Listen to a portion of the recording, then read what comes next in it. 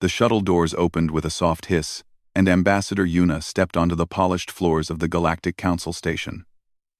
She had prepared for this moment for 3 years. Every speech, every cultural lesson, every diplomatic training session had led to this day.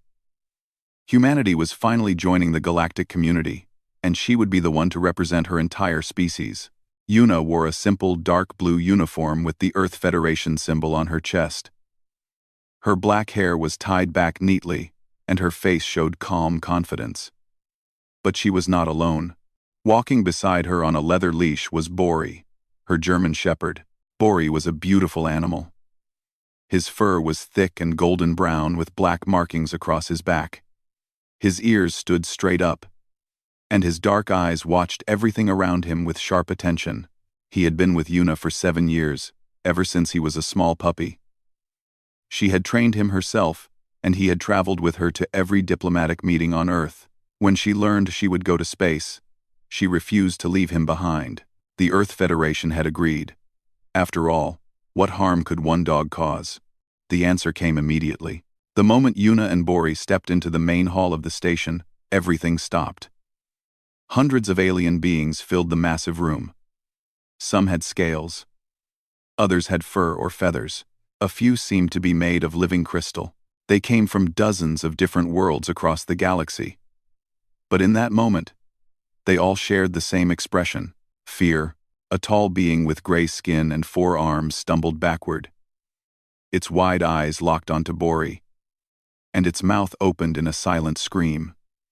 Beside it, a small creature covered in blue feathers let out a sharp cry and dove behind a pillar. Across the room, a group of beings with long necks and spotted skin pushed against each other, trying to get away from the entrance.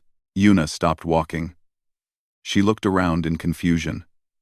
Bori sat down beside her, his tail wagging gently against the floor.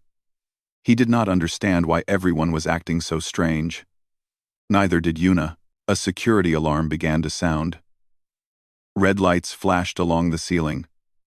Within seconds, armed guards rushed into the hall. They wore heavy armor and carried weapons that glowed with energy. They formed a line between Yuna and the rest of the aliens. Their guns pointed directly at her. No, not at her, at Bori. "Do not move, human," one of the guards shouted. His voice was high and filled with panic. "Control the beast. Do not let it attack." Yuna raised her hand slowly. "He is not going to attack anyone. He is my companion. He is trained and gentle." The guard did not lower his weapon. "That creature is a predator. Our scanners detected it the moment you arrived. It has the biological markers of an apex hunting species. How did you bring such a monster onto this station?" Yuna blinked. She looked down at Bori, who was now lying on his belly with his head resting on his paws. His tail still wagged. He looked about as dangerous as a stuffed toy. "He is a dog," Yuna said carefully. "On Earth, we keep them as pets. They live in our homes. They sleep in our beds. Children play with them every day." The silence that followed was absolute. Every alien in the room stared at her as if she had just announced that humans ate fire for breakfast. A new figure pushed through the crowd of guards. This one was taller than the others, with deep purple skin and 3 golden eyes arranged in a triangle on its face. It wore flowing white robes that marked it as a member of the High Council. When it spoke, its voice was calm but cold. "I am Counselor Veth," the being said. "I lead the security committee of this station." "Human Ambassador, I must ask you to explain yourself. You have brought a Class 7 predator into the heart of galactic civilization. This is either an act of war or an act of madness. Which is it?" Number 5. Yuna took a deep breath. She had not expected this reaction. On Earth, dogs were everywhere. They guarded homes, helped the blind, worked with police, and comforted the sick. The idea that anyone would fear Bori seemed almost funny. But the fear in this room was very real. "Counselor Veth," she said, keeping her voice steady. "I understand your concern, but I promise you, there is no danger here." Bori is not a wild animal. His species has lived alongside humans for thousands of years. We have shaped them, trained them, and loved them. They are part of our families. Counselor Veth's three eyes narrowed. You say this creature's species has lived with humans for thousands of years? Yes. And it came from an apex predator bloodline? A hunter that once killed for food? Yes. Dogs are descended from wolves. Wolves were among the most successful hunters on our planet. A murmur spread through the crowd. Yuna heard words in languages she did not understand, but the tone was clear. Shock. Disbelief. Horror. Counselor Veth raised one long hand, and the room fell silent again. Ambassador Yuna, you are telling me that your species took a deadly predator, a creature designed by evolution to kill, and you turned it into a household companion? Yes, Yuna said simply. And not just wolves. We did the same with many species. The counselor's golden eyes went wide. Many species? Cats, horses, falcons, even some types of large reptiles. Humans have a long history of forming bonds with predators. For a long moment, no one spoke. Counselor Veth seemed frozen in place. Then, slowly, the alien turned to look at the other council members, who had gathered nearby. Their faces showed the same expression of stunned disbelief. This changes things, Counselor Veth said quietly. This changes everything. The counselor looked back at Yuna. Ambassador, I am calling an emergency session of the full Galactic Council. You will explain this practice in detail. Every species in this station, every world in our alliance, will hear what you have to say. Yuna nodded. She reached down and scratched Bori behind his ear. The dog's tail wagged faster, and he licked her hand.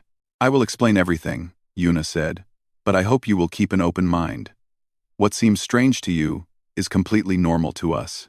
We do not see predators as enemies. We see them as friends waiting to be made. Counselor Veth stared at her for a long time. Then the alien shook its head slowly. Humans, the counselor muttered. What other secrets are you hiding? Yuna smiled softly. She had a feeling this was going to be a very interesting first day. The great council chamber was the largest room Yuna had ever seen. It stretched upward like the inside of a cathedral, with seats arranged in rising circles around a central platform. Thousands of beings filled those seats. They came from every corner of the galaxy, representing species that had traveled between stars for millions of years. And every single one of them was staring at Yuna. She stood alone on the central platform. Well, not entirely alone. Bori sat beside her, his leash wrapped loosely around her wrist. The dog seemed completely calm. He had no idea that he was the reason for this emergency meeting. To him, this was just another strange room full of strange smells. Counselor Veth stood at a raised podium above the platform. The purple-skinned alien had not stopped watching Yuna since the incident in the main hall. Those three golden eyes followed her every movement. This session will come to order, Counselor Veth announced. The alien's voice echoed through the chamber, silencing all other sounds. We are gathered here to discuss a matter of great concern. The human delegation has arrived on this station with a Class 7 predator. Ambassador Yuna claims this is normal for her species. She will now explain. Yuna cleared her throat. She had given speeches before, but never to an audience like this. She could feel their fear and confusion pressing against her like a physical weight. Thank you, Counselor, she began. I understand that my companion has caused some alarm. I want to assure everyone that Bori is not dangerous. He has been trained since birth to be gentle and obedient. He would never harm anyone. Training means nothing, a voice called out from the seats. Yuna looked up to see a being covered in hard green scales. Its eyes were yellow and narrow, like a snake. Predators cannot be trusted. Their instincts are too strong. One day, that beast will turn on you. Several other aliens made sounds of agreement. Yuna shook her head. I have had Bori for 7 years. He has never hurt anyone. He has never even tried. Dogs are not wild animals anymore. We changed them. Changed them how? Another voice asked. This one came from a being that looked like a floating cloud of silver mist. You cannot change what a creature is at its core, Yuna thought for a moment. Then she pulled a small device from her pocket. May I show you something? Counselor Veth nodded slowly. Proceed. Yuna pressed a button on the device, and a holographic image appeared above the platform. It showed a scene from Earth, a green park filled with sunlight, children running and laughing. And among them, dogs of every size and shape. Golden retrievers chasing balls. Small terriers jumping through hoops, a massive Saint Bernard lying on its back while 3 children climbed over it and rubbed its belly. The chamber fell completely silent. This is what life with dogs looks like on Earth, Yuna said. These children are playing with their family pets. The dogs protect them, comfort them, and love them. They are not threats. They are friends. The image changed. Now it showed an elderly woman walking slowly down a sidewalk. Beside her walked a Labrador wearing a special harness. The dog guided her around obstacles, helped her cross streets, and stayed close to her side at all times. This dog is helping a blind woman, Yuna explained. Dogs have been doing this work for over 100 years. They give sight to those who cannot see. They give freedom to those who cannot walk alone. Another image appeared. A soldier sat in a chair, his face marked with scars and pain. A small dog sat in his lap, and the man held it close while tears ran down his cheeks. This man survived a terrible war, Yuna said softly. He suffers from wounds that cannot be seen. His dog helps him feel safe. When the nightmares come, the dog is there. When the fear becomes too much, the dog calms him. This is what dogs do for us. They heal us in ways that medicine cannot. The chamber remained silent. Yuna could see expressions changing on alien faces. The fear was still there, but now it was mixed with something else. Confusion. Wonder. Perhaps even the first small seeds of understanding. How? Counselor Veth asked. The alien's voice was quieter now, almost gentle. How did your species create such bonds with predators? Time and trust. Yuna answered. Thousands of years ago, humans and wolves lived in the same lands. We hunted the same prey. We competed for the same food, but somewhere along the way, we realized we could help each other. Wolves could track animals better than humans. Humans could kill animals better than wolves. So we worked together. She showed another image. This one was a painting, ancient and faded. It showed early humans sitting around a fire. At the edge of the firelight, wolf-like shapes watched with glowing eyes. At first, they stayed at the edges of our camps, Yuna continued. We threw them scraps of food. They warned us when danger came close. Slowly, over many generations, trust grew. The wolves that were friendliest to humans survived better. They had more puppies. Those puppies were even friendlier. And so, generation by generation, wolves became dogs. You bred them, said the silver cloud being. You selected for traits you wanted, yes. But it was not a cold process. We loved them, we cared for them, we mourned them when they died. The bond was real from the very beginning. Counselor Veth leaned forward. You said you did this with other species as well, not just wolves. Yuna nodded. Cats came to us because our food stores attracted mice. We let them stay because they killed the mice. Over time, they became companions too. Horses we tamed because they could carry us faster than we could run. Falcons, we trained to hunt with us. Every bond started differently, but they all ended the same way.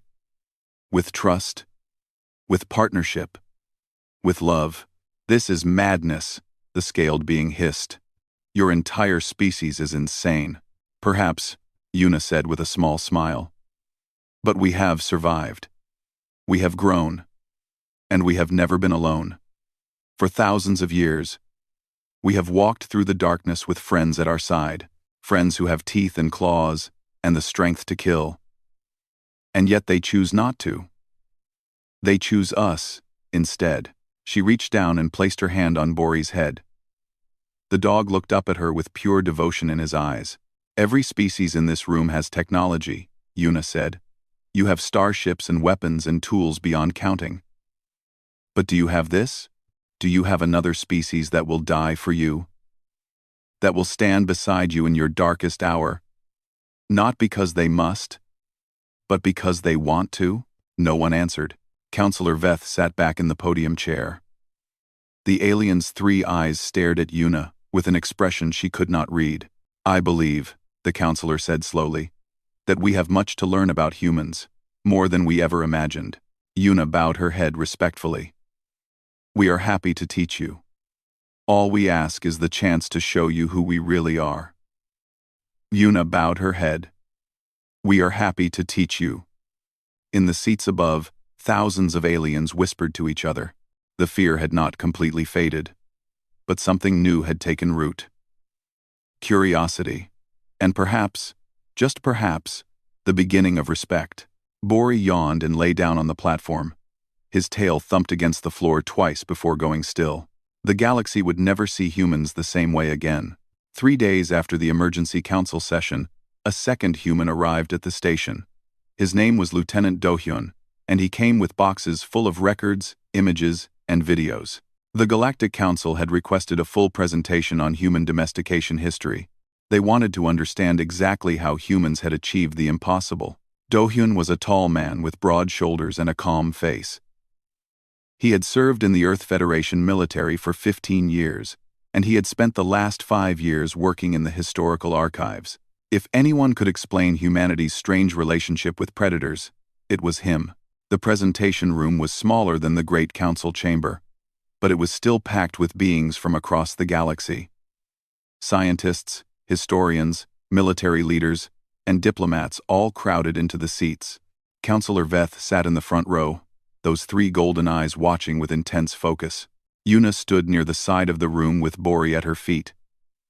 She had spent the past 3 days answering questions non-stop. The aliens wanted to know everything about dogs. What they ate, how long they lived, what sounds they made, whether they could be controlled by commands. She had answered patiently, again and again, until her voice grew tired. Now, it was Do-hyun's turn. Thank you all for coming, Do-hyun began. His voice was deep and steady. I know the past few days have been confusing for many of you. The idea of living with predators seems strange, even dangerous. I hope today I can help you understand why humans see it differently. He pressed a button, and a massive holographic image appeared behind him. It showed Earth as it looked millions of years ago. Dense forests covered the land. Massive creatures moved through the shadows. The world was wild and dangerous. This was our home, Do-hyun said.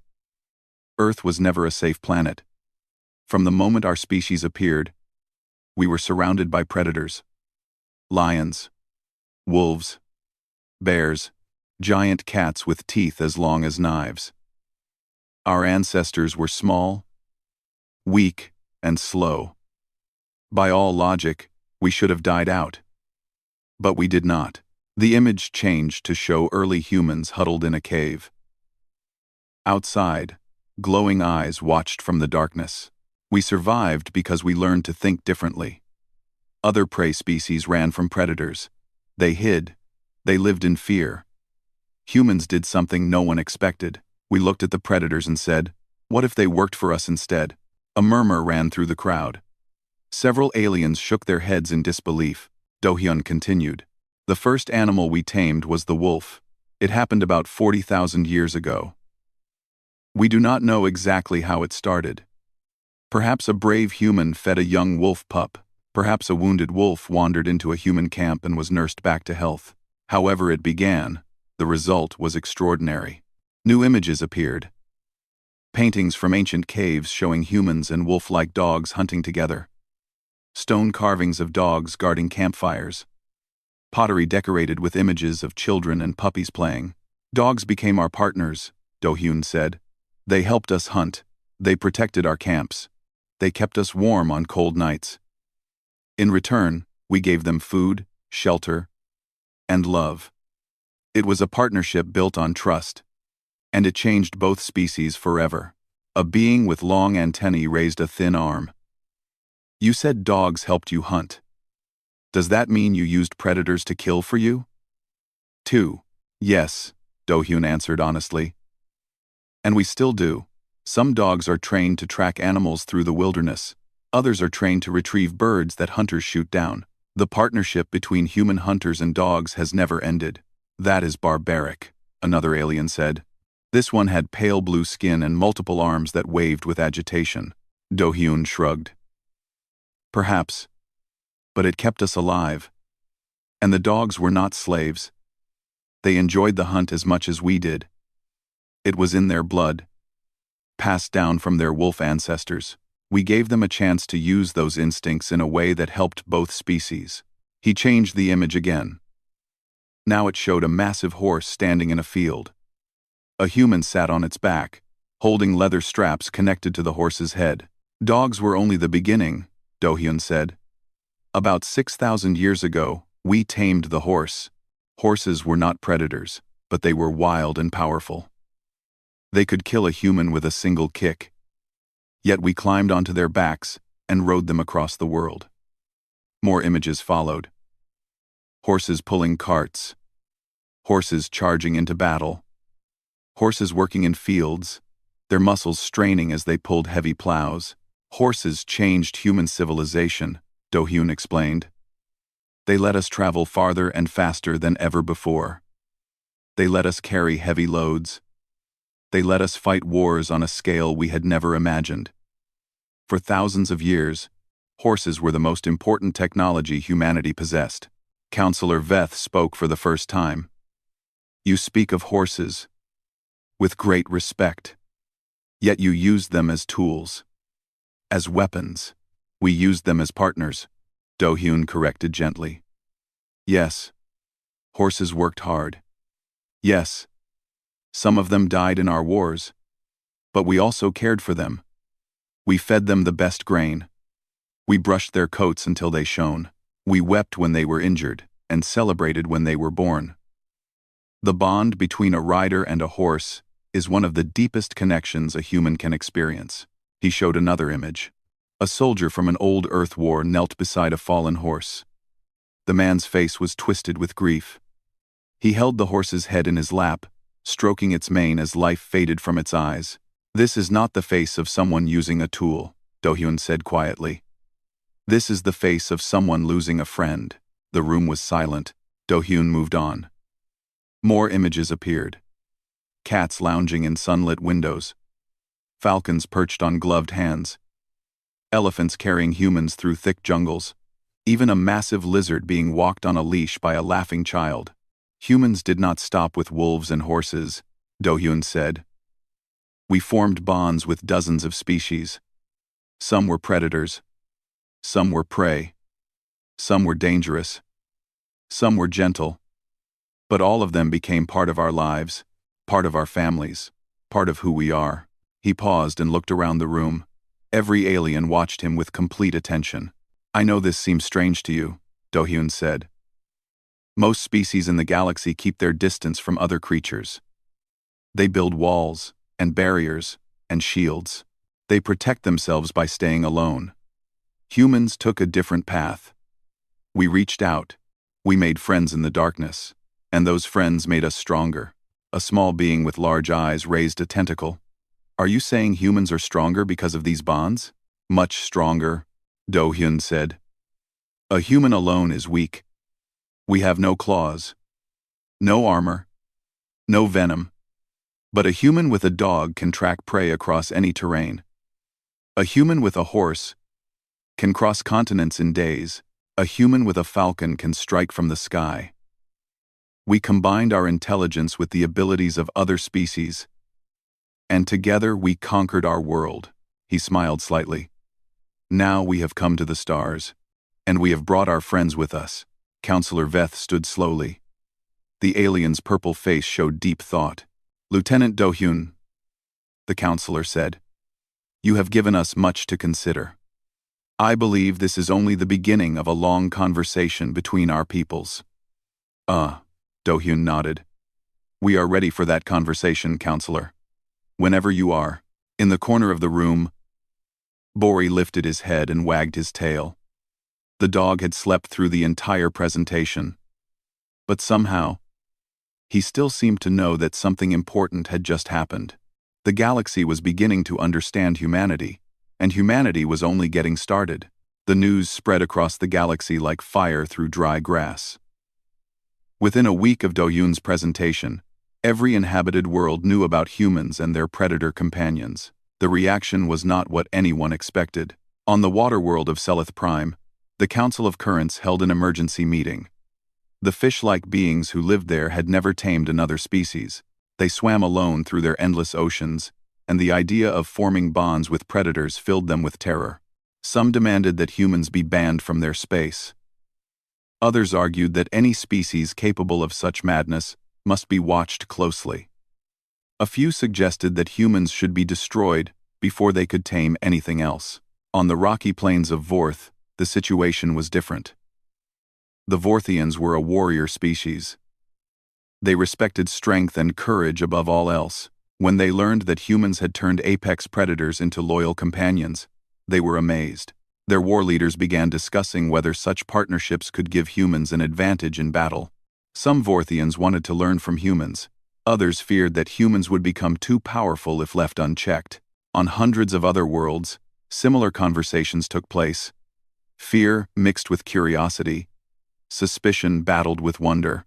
The galaxy had met many species over the millions of years since faster-than-light travel was discovered, but none of them had been quite like humans. Back on the Galactic Council Station, Ambassador Yuna found herself overwhelmed with requests. Species that had never shown interest in Earth now wanted to know everything about it. Scientists asked for biological samples. Historians requested access to human archives. Military leaders wanted to understand how dog and horse partnerships could be used in combat. The questions never stopped. One morning, Yuna received a message that surprised her. It came from the Valori, a species known for being careful and cautious. The Valori were small beings with soft gray fur and large dark eyes. They lived in vast underground cities and rarely interacted with other species.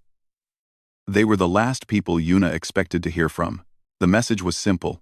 The Valori Trade Council wished to send a delegation to Earth. They wanted to witness the human-animal bonds for themselves. Yuna read the message 3 times before believing it was real. She immediately contacted Do-Hyun. The Valori want to visit Earth, she told him. They want to see our animals in person. Do-Hyun raised an eyebrow. The Valori? They never visit anyone. They barely leave their home system. I know, but they are serious. They have already prepared a ship. They are asking for permission to land within the month. Do-Hyun thought for a moment. Then he smiled. This could be good. If we can convince the Valori that our animals are safe, others might follow. The Valori are respected. Their opinion matters. Yuna nodded. I will arrange everything. But we need to choose the right place for them to visit. Somewhere that will show them the best of our relationships with animals. They spent the next 2 days planning. In the end, they chose a small farming village in the countryside of Korea. It was a quiet place, surrounded by green hills and clear streams.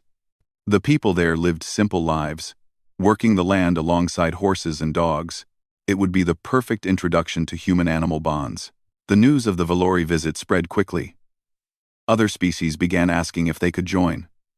The Manthari, a species of tall, insect-like beings, requested to send observers. The Felern, who resembled walking trees, wanted to bring a research team. Even the suspicious Selethians sent a small group, though they made clear they were only there to assess threats. By the time the visit was organized, a delegation of 12 different species had formed. They would travel together to Earth on a Galactic Council transport ship. It would be the largest alien visit to humanity's homeworld in history. Yuna traveled back to Earth ahead of the delegation. She wanted to make sure everything was ready. The village chosen for the visit was called Songwon. It sat in a valley between 2 mountains, and its people had lived there for over 1,000 years. They raised cattle, grew rice, and bred some of the finest horses in the region. The village chief was a woman named Minji. She was old but strong, with gray hair pulled back in a tight bun, and eyes that sparkled with intelligence. When Yuna explained what was happening, Minji laughed. "Aliens are coming to see our animals?" the old woman said. "Do they not have animals on their own worlds?" "They do," Yuna answered. "But they have never formed bonds with them the way we have. They are afraid of our dogs and horses. They think we are either very brave or very foolish." Minji laughed again. "Then we will show them we are both. Come, I will introduce you to my horse. His name is Thunder, and he has a terrible temper. If the aliens can survive meeting him, they can survive anything." The days before the delegation's arrival passed quickly. The village prepared carefully. Farmers cleaned their stables and groomed their animals. Children practiced basic commands with their dogs. Everyone wanted to make a good impression. Yuna watched the preparations with growing hope. She had spent weeks explaining human-animal bonds with words and pictures. Now, the aliens would see the truth for themselves. No amount of talking could match the power of direct experience. When the day finally came, the entire village gathered in the main square. The Galactic Council transport descended from the sky like a silver bird, its engines humming softly. It landed in an empty field just outside the village, and moments later, its doors opened. The aliens emerged slowly. They looked around with wide eyes, taking in the green hills and the blue sky and the fresh air. Many of them had never breathed natural atmosphere before. They seemed both excited and nervous. Counselor Veth stepped forward first. The purple-skinned alien had insisted on joining the delegation personally. Those 3 golden eyes swept across the village square, taking in every detail. "Ambassador Yuna," the counselor said, "thank you for arranging this visit. I must admit, I was not sure what to expect from your world. But this place is beautiful." Yuna smiled. "Thank you, counselor. I hope you will find our village educational. We have prepared several demonstrations for you. But first, I would like you to meet someone." She gestured toward Minji, who stood nearby holding the reins of a massive gray horse. Thunder lived up to his name. He was enormous, with powerful muscles and a mane that flowed like dark water. His eyes watched the aliens with sharp intelligence. Several members of the delegation took a step backward. The horse was bigger than many of them. Minji smiled warmly. "Do not be afraid," she said through a translator device. "Thunder looks fierce, but he is gentle as a lamb. Would anyone like to touch him?" No one moved. The aliens stared at the massive animal with obvious fear. Then, unexpectedly, one of the Valori stepped forward. The small furry being approached, Thunder slowly. Its large dark eyes fixed on the horse's face. Thunder lowered his head, sniffing curiously at the alien. For a long moment, neither of them moved. Then the Valori reached out one small paw and placed it on Thunder's nose. The horse made a soft sound and pressed gently against the touch. The Valori turned back to the other delegates. Its voice was barely a whisper. "It is warm, it is alive, and it does not want to hurt me." Something changed in the air. The fear began to fade, replaced by something new. The visit to Earth had only just begun. But already the galaxy was learning something important about humanity and about themselves. The delegation stayed in Songwon for 3 days. In that time, everything the aliens thought they knew about humans changed completely. On the first morning, they watched Minji's grandson Taeho work with Thunder in the fields. The boy was only 12 years old, but he handled the massive horse with confidence and skill. He gave commands with soft clicks of his tongue, and Thunder obeyed instantly. Together, they plowed long rows through the dark soil, moving as one creature instead of 2. The aliens gathered at the edge of the field, watching in silent amazement. The Fellern, who resembled walking trees, seemed particularly moved. One of them leaned close to Yuna. "The child has no fear," the Fellern whispered. "He trusts the beast completely." "Because Thunder trusts him completely," Yuna replied. "That is how it works. Trust must go both ways." Later that day, the delegation visited a nearby farm where dogs helped herd sheep. The farmer was a man named Sunho, and he had 3 border collies who worked with him every day. The dogs were named Star, Moon, and Cloud. They raced across the hillside, guiding the flock with sharp barks and precise movements. Sunho whistled, and the dogs responded immediately. They circled the sheep, pushing them toward a gate. Not a single animal strayed from the group. It was like watching a perfectly coordinated dance. "How long did it take to train them?" one of the Manthari asked. The tall, insect-like being seemed fascinated by the dog's movements. "About 2 years for the basics," Sunho answered through the translator. "But they learn new things every day. Dogs are very smart. Sometimes I think they understand me better than other humans do." He knelt down, and Star ran over to him. The dog pressed against his chest, tail wagging furiously. Sunho scratched behind the dog's ears, and Star's eyes closed with pure happiness. "This is not just work for them," Sunho explained. "This is joy. They love to run and chase and solve problems. Herding sheep lets them do all of those things. I give them purpose, and they give me loyalty. It is a fair trade." The Manthari tilted its triangular head. "On our world, we never considered that other species might want purpose. We thought they only wanted survival." "Every living thing wants more than survival," Sunho said. "Even the smallest creature wants to feel useful, wanted, loved." On the second day, the delegation visited a school in a nearby town. The children had prepared a special presentation. They brought their pets to show the aliens: dogs, cats, rabbits, even a few hamsters and fish. The classroom was filled with excitement and noise. A young girl named Hana stood at the front of the room. She held a small orange cat in her arms. The cat was named Maru, and it purred loudly as Hana stroked its fur. "This is my best friend," Hana told the aliens. Her voice was clear and proud. "Maru sleeps on my bed every night. When I am sad, she comes and sits with me. When I am happy, she plays with me. She always knows how I feel." One of the Silithians, the fish-like beings from the water world, moved closer. Its scales shimmered under the classroom lights. "How does the creature know your emotions?" the Silithian asked. Hana thought about it. "I do not know exactly. She just does. Maybe she watches my face. Maybe she hears my voice. Animals are very good at understanding people." The Silithian was quiet for a long moment. Then it spoke again, more softly this time. "On Selith Prime, we swim alone. We have no companions. I never thought about what we might be missing."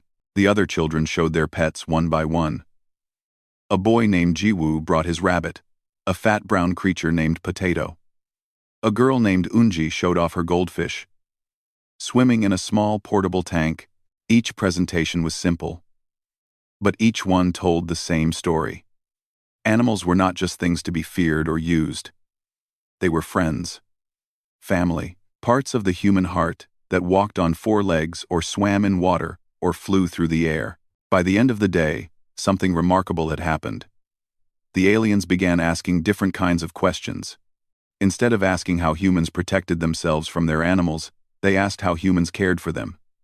They wanted to know what dogs liked to eat, whether cats could learn tricks, how long horses lived, and whether they remembered people who had been kind to them. The fear was fading. Wonder was taking its place. On the third and final day, Counselor Veth asked to speak with Yuna privately.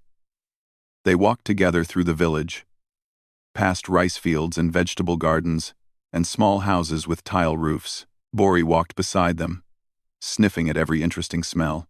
"I have been watching your people closely," Counselor Veth said. "I have tried to understand what makes you different from other species. I think I finally know." Yuna looked at the counselor with interest. "And what is that?" "You are not afraid to be vulnerable." Yuna considered this. "What do you mean?" Counselor Veth gestured toward Bori. "When you bring a predator into your home, you take a risk. The creature could hurt you, betray you, turn against you in a moment of anger or fear, yet you do it anyway. You open your hearts to beings that could destroy you." "Yes," Yuna agreed. "I suppose we do." Most species would never take such a risk. We build shields and walls and weapons. We protect ourselves by staying separate, alone. But you humans have chosen a different path. You have chosen connection, even when connection is dangerous. They walked in silence for a moment.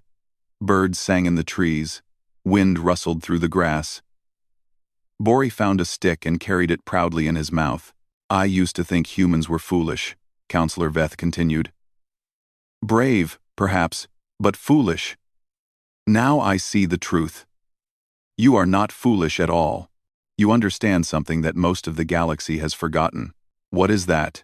Yuna asked. That strength does not come from walls. It comes from bonds. The strongest species are not the ones who stand alone. They are the ones who reach out, who trust, who love, even when love is difficult. Counselor Veth stopped walking and turned to face Yuna. Those 3 golden eyes shone with emotion. When I return to the Galactic Council, I will give my report. I will tell them that humans are not a threat. I will tell them that humans are something far more rare. You are an example, a model of what we could all become if we had your courage. Yuna felt tears forming in her eyes. She blinked them away and smiled. Thank you, Counselor. That means more than you know. No, the Counselor said. Thank you. For showing us that the galaxy does not have to be a cold and lonely place. For proving that friendship can cross any boundary, even the boundary between predator and prey. Bori dropped his stick at Yuna's feet and looked up at her, tail wagging. She laughed and picked it up, throwing it across the grass. The dog raced after it, ears flying, completely happy in that single perfect moment. The delegation left Earth the next day. But the changes they brought with them would last forever. Species that had never kept pets began to wonder if they should try. Worlds that had feared predators started to see them differently. Slowly, across the galaxy, beings began to reach out to other creatures, to take risks, to build bonds. Humanity had given the galaxy many gifts since joining the galactic community. Technology, culture, art. But perhaps the greatest gift was the simplest one. They had shown the universe how to love.